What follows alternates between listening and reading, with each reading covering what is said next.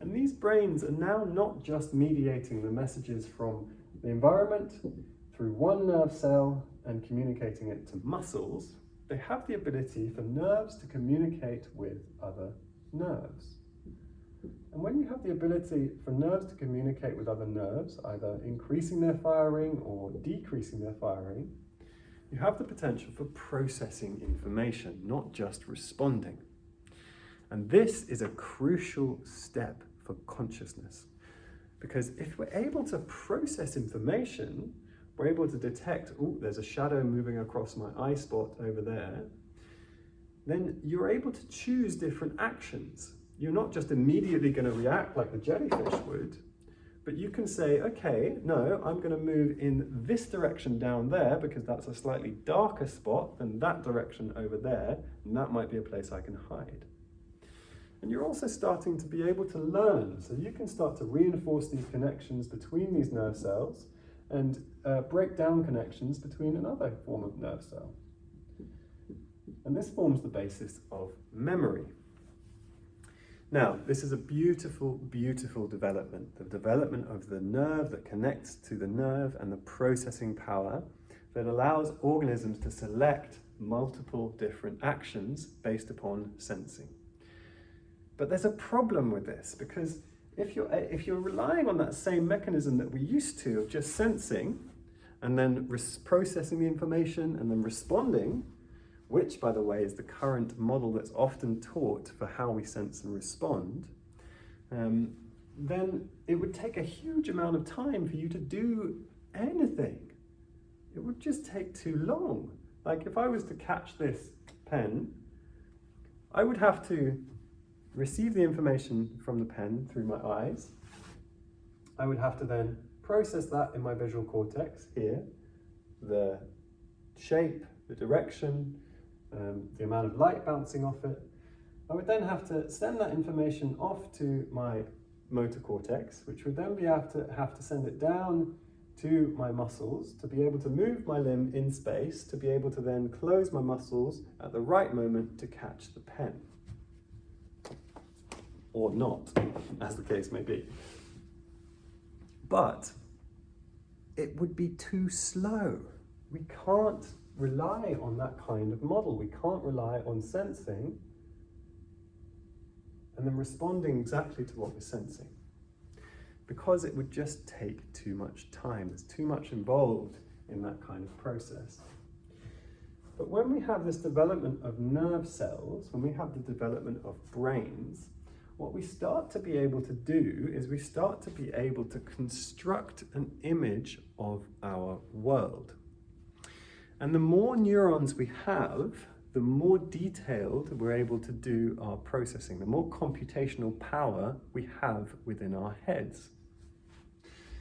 So when we come to complex organisms like we have today, like crows or people, we start to have the ability to learn about our environment. Babies are born with way too many connections in their brain. They're born with too many neurons. And through life, what the brain does is it starts to create associations between certain things. When I'm uncomfortable here, because I've got a sensation that's being reported in my gut, and I cry, then I get picked up by something that is very warm, very soft, it smells a certain way, and I have a nipple in my mouth and I start to begin to feed, and that makes this sensation go away. And this keeps happening, this repeatedly happens. When I have this certain form of discomfort, and I have this certain form of cry, then I'm met with the relief from that discomfort. My mother picks me up. And as we repeat those connections, we start to build connections between the nerves that would smell the mother, the nerves that would feel the mother from the skin, the nerves that are starting to be able to see. And we start to be able to build a picture of our mother in the mind, in the brain, through these connections between the nerves. And so once we start to construct an image, and let me give you an example. Right now, imagine an apple. close your eyes and in as much detail as you possibly can, imagine an apple. Can you picture an apple in your mind? So if you can, I imagine that the apple is not just an image. And if it's an image, it's probably not a fixed image. You may have a lot of different things that meet the category of apple. You may start to salivate because you enjoy apples and it's a foodstuff, you're hungry.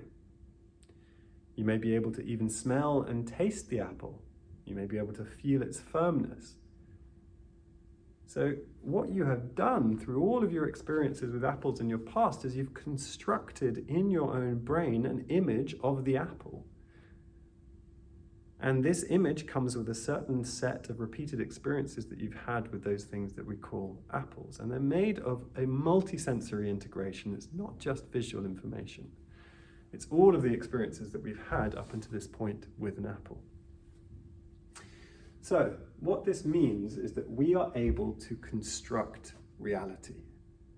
And when we come back to the idea of the pen, what we're able to do through all of our experiences throwing and catching is we're able to predict where the pen might be in space, especially if I've thrown it, right? So if I'm predicting that the pen is going to land roughly here, then as soon as I throw it, if I can act according to what I predict the pen's going to do, then my hands are already moved almost before the pen's been even thrown. And in that way, what I can do is I act according to what I predict is going to be there, my mental image or my prior that I've generated. And then using my eyes, using my senses, I can refine that, making fine adjustments to the position of my hands to more accurately catch the pen. And in this case, what the visual information is doing is it's updating my predictions about where that pen is going to be in space. It's informing these predictions about the errors that I've made when I first started to move my hand. It's going, actually, no, you're wrong. You didn't predict correctly that it was going to be slightly to the right. The pen's actually moving slightly to the left. And so the visual information of the pen being slightly left updates my prediction of where the pen's going to be, and I move my hand in space. So what this does, this model of predictive processing, is it flips the whole idea on its head that we're sensing and responding to our environment. And what it says is that we're not actually sensing the environment in the way that we think we are. We're not responding and acting according to what we're sensing. We're responding and acting according to what we predict we're going to be sensing. We are acting according to our hypothesis of reality, based on all of our experiences, not on reality as it actually is. But we are using reality to try and update and form more accurate hypotheses about what's out there. Now, let's come back to the body. Now, as children living in the society that we live in right now, it's very rare that you're asked the question in school, hey, what are you feeling? How are you feeling in your stomach right now? How are your muscles feeling right now? And what can you do about that? And we are rarely in touch with our bodies in a way that enables us to create a useful and well-detailed image of what's going on inside of us. Now, let me give you one more example. So, the example is driving at home at night in the fog. Because these predictions can dominate what we perceive. We can perceive the world based upon what we think is out there in the world, rather than what's actually out there in the world. And that can be really useful. For example, driving at home at night in the fog. You're driving on a familiar road. You've driven this road many, many times, but you can't see anything in front of your car. You can see 2 meters in front of you. That's it. So as you're driving along, you are trying to work out when you need to turn left, because you know you've got to get home, you're hungry, and you know that you need to turn left near a kind of tree that is quite large in the hedge. So you're predicting, based upon your previous experience, what is out there. And you're driving, you're acting according to what you remember being out there.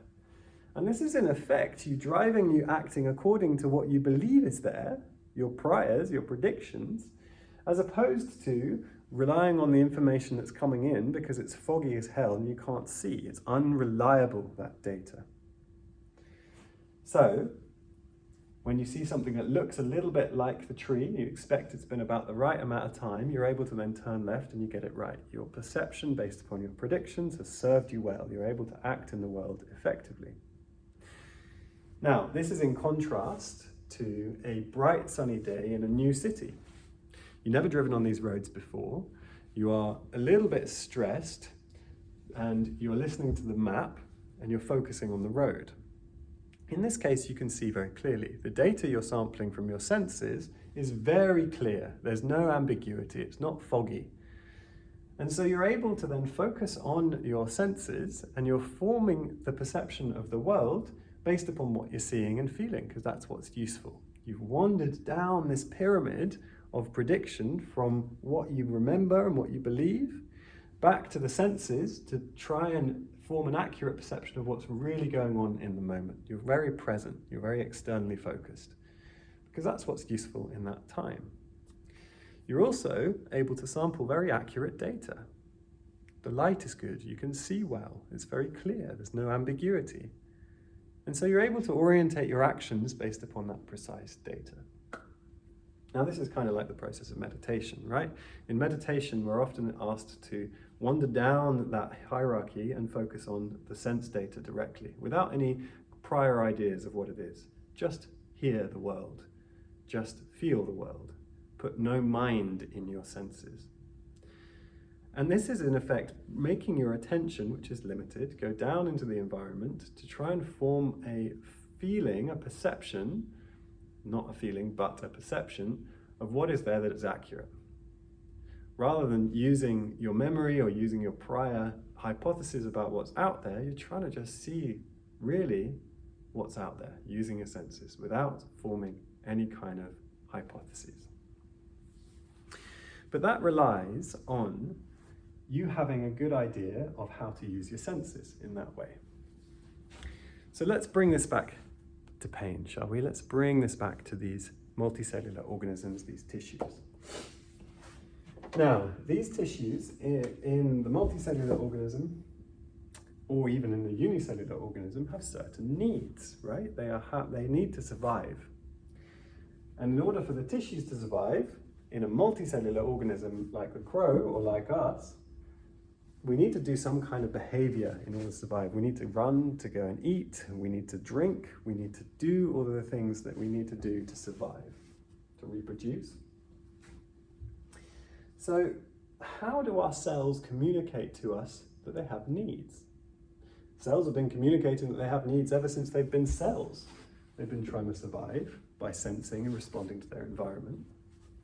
But in multicellular organisms, in large organisms like our cells, the cells have to communicate what their local environments are doing. This little community of muscles, let's say in the shoulder, has to communicate somehow to our brains to be able to signal, hey, I need something here. My environment isn't optimal anymore.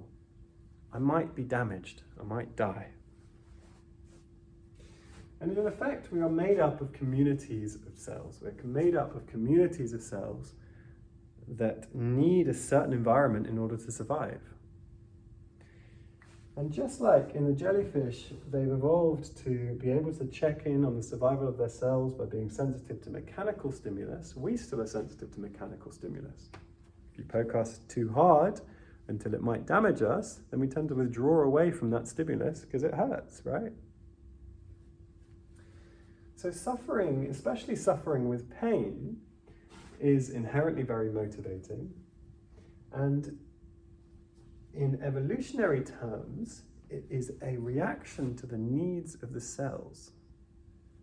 The needs of the cells are communicating that actually something is compromising my survival, whether it's that I've lost blood or whether it's that I'm being attacked by something from the external environment.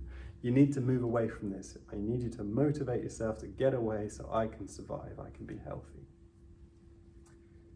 So all of our cells are constantly trying to have an optimal environment for them to survive in.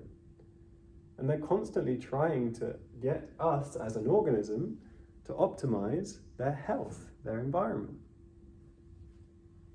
And how are they doing this? Well, our nervous systems, our nerves, have evolved to be exquisitely sensitive to the particular needs of our tissues.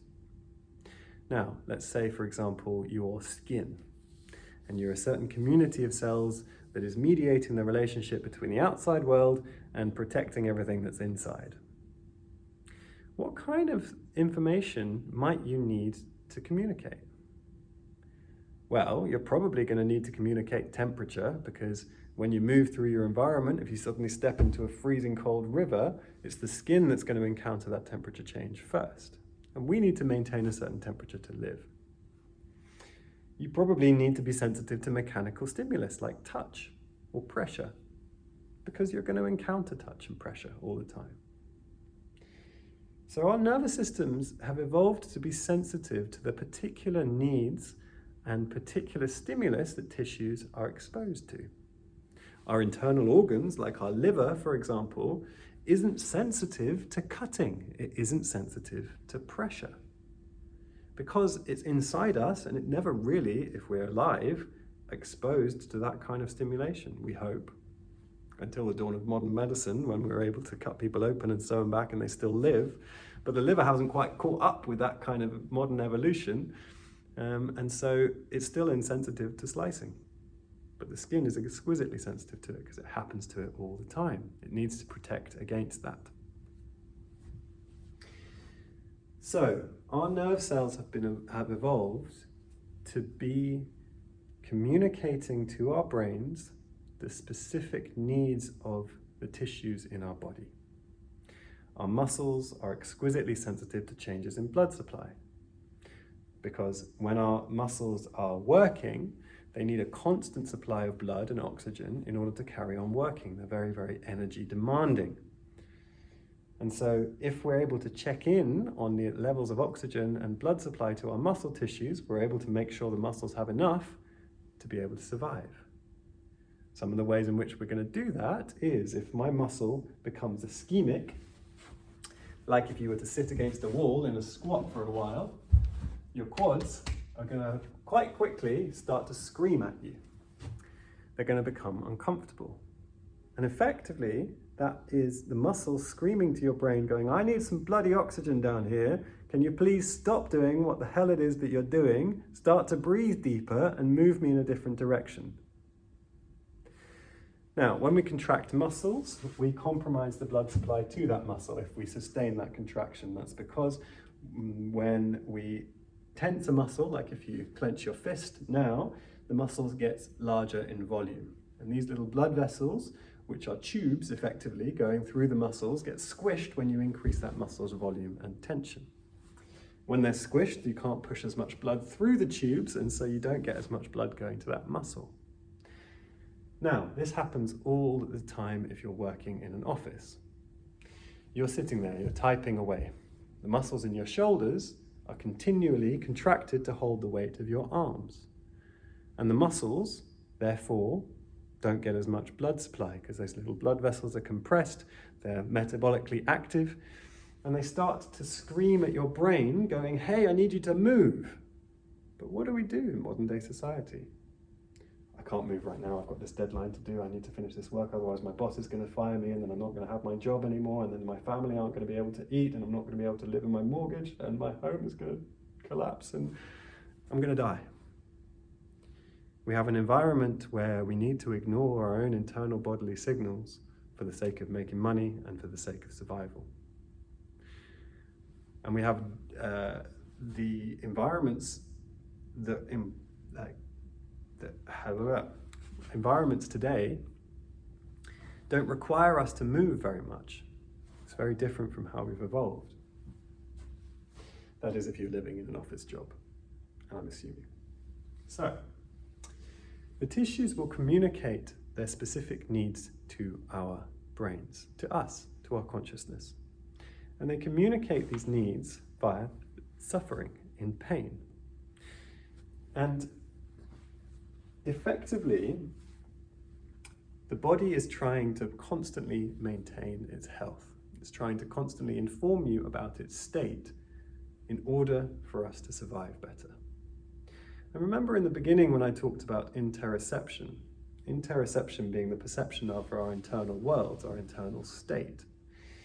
So this interoception is our nervous systems communicating the needs of our tissues to our awareness through feelings.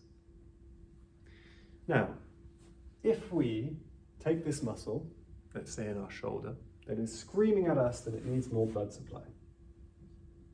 It's shouting really loudly, please, can you bring me more blood and oxygen, please? It's doing that through a feeling of aching, through a feeling of maybe fatigue, through a feeling of suffering and pain.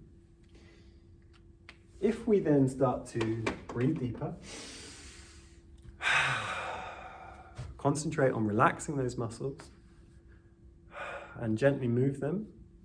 When you contract muscles and release them, like a pumping action, you start to move blood through them and start to clear away those metabolites that are building up, start to replenish the oxygen supply that they're demanding. What do you think is going to happen to the message that's coming from those tissues to your brain? Are they going to continually scream, I'm lacking oxygen, I'm really acidic, please can you change the state? No, they're not. Because you're actively changing the state. You're giving the tissues what they're asking for. So how's that going to feel? Well, I'm sure as you know, it feels quite relieving. And if not just relieving, it feels pleasurable. It's nice to be able to listen and respond to the tissues accurately. But the problem is that most of us aren't able to understand what our bodies are asking us to do. We're not able to understand the difference between a joint that is really pressurized and compressed, shouting at us to decompress it, to move in a stretching position, and a muscle that's tight as hell, that's screaming for relaxation and a little bit of mobility movement. And that's because we're never encouraged to look inwards. We're never encouraged to understand and to experiment through action with what our tissues need. We're never really taught that pain is trying to coordinate an action to alleviate pain. Pain is trying to move us towards pleasure. And when we find a movement or an action other than external substance taking that takes our pain that we're experiencing and changes it to a feeling of relief and pleasure, then our tissues are effectively communicating that we've restored the health of those tissues.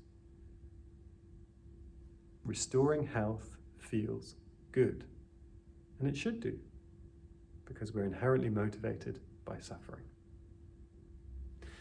So, if this is interesting to you, if you want to understand more about how to listen to your tissues accurately, how to respond in a way that moves you towards living with more well-being, more pleasure, and being able to respond in a way that brings you from pain to satisfaction, then have a look at my CPD course or my website, www.feinhealth.co.uk, to find out more, or have a look at some of my other videos. But hopefully you've seen today how we evolved, and from the very beginning of our evolution, we have been trying to maintain health in our organisms by sensing and responding to the environment, both the external and the internal.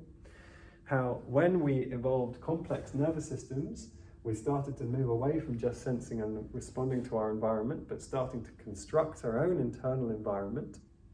And we need to have a focus on the senses in order to construct that internal environment or external environment accurately. So we need to have good data to sample in order to do so. And we're not sampling very good data from the inside of our bodies because we're never taught how to feel our bodies. We're never taught to direct our attention inwards. And as a result, we don't know what our bodies are communicating to us when they're screaming at us in pain. We try and take medications, we do other things. And we can learn how to respond better, but we have to start to put our attention into our bodies, start to sense ourselves, and start to then respond to that through experimenting with behavior, looking for what feels good.